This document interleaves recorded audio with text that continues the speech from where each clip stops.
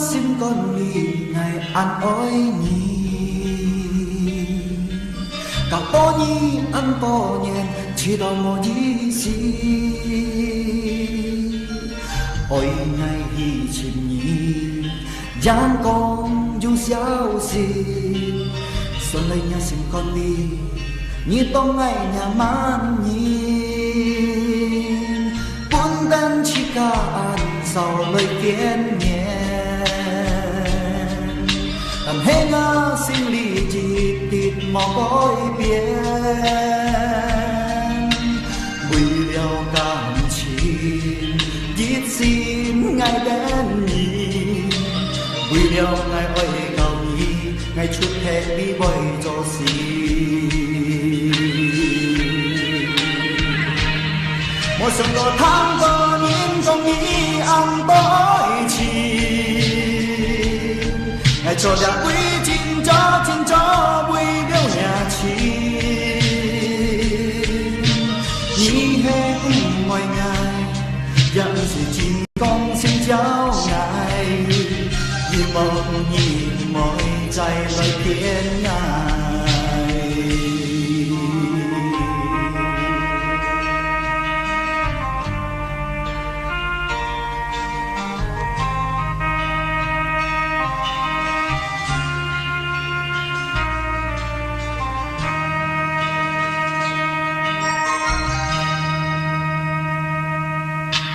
cho ngã xin con đi ngày ăn ôi nhì cả to nhi ăn to nhẹ chỉ đòi ngồi gì gì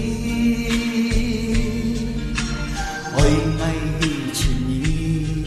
giang con du xiao xì sao đây nhà xin con đi như to ngày nhà mang nhìn buồn đen chỉ cả ăn sao với kiến hey ngã xin lì chỉ tịt mò gói biển bùi liao cảm chín giết xin ngày đến nhì bùi liao ngày oi cầu nhì ngày chút hè đi bơi cho xin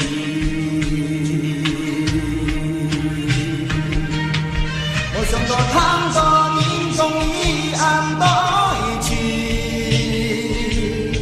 ngày cho đã quý chín cho quý đâu nhà chi nhí hết mọi ngày dặn sự chín con xin cháu ngài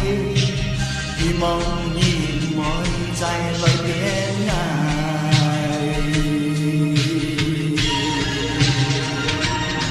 một sợi đào tháng to nhìn con nghĩ ăn tối chi ngày cho đã quý chín cho bùi điệu nhà chín đi hết mọi ngày dặn sự chỉ con xin cháu ngài vì mong nhìn mọi trái lời khuyên